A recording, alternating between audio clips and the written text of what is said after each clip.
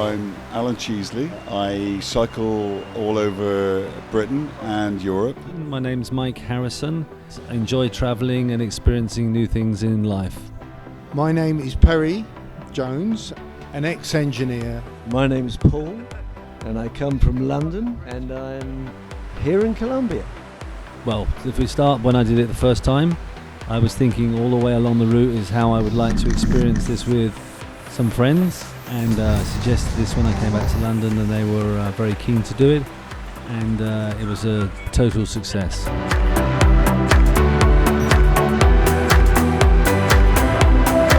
It was typically Colombian. Little villages, goats. It was an old train line that stopped in the 70s, but it was just incredible how these little bridges all over the crevasses were made. It was very interesting because it had a lot of history, which I quite enjoyed. It was all overgrown, but it was very interesting to see the relics of past years and all the jungle. It was a tough route. It was a hard ride, especially that one bridge that we had to walk over and tread on those rails, and you could see the gaps and see the drop. But that was exhilarating. It was fantastic.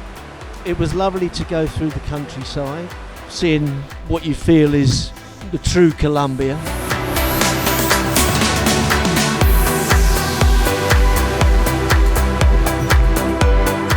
I didn't know Colombia had such beauty, but the second biggest canyon in the world.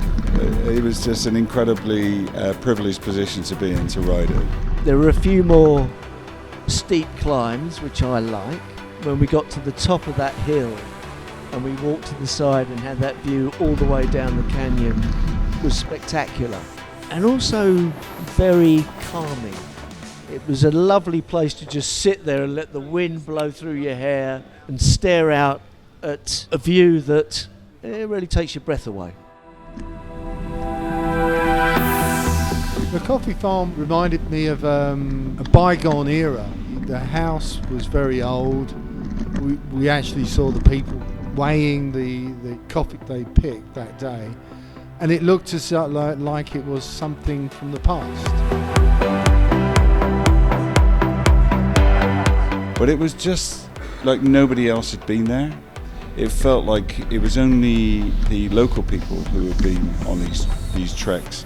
That last little bit where we're going across a very narrow path with those kind of stone blocks kind of shake as you go along was it was fantastic and very peaceful again.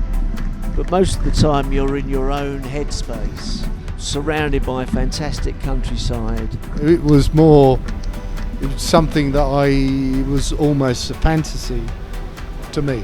It reminded me of a film set.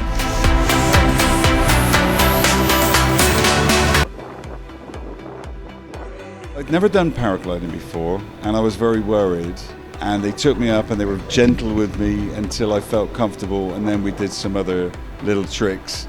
When I got up in there, it was very kind of still and relaxing, and I felt in a different world at the time, and I felt that more relaxed, surprisingly, until they did the trick. They did a trick which was a loop, which made me realise that it was high up there, and yes, it was exhilarating.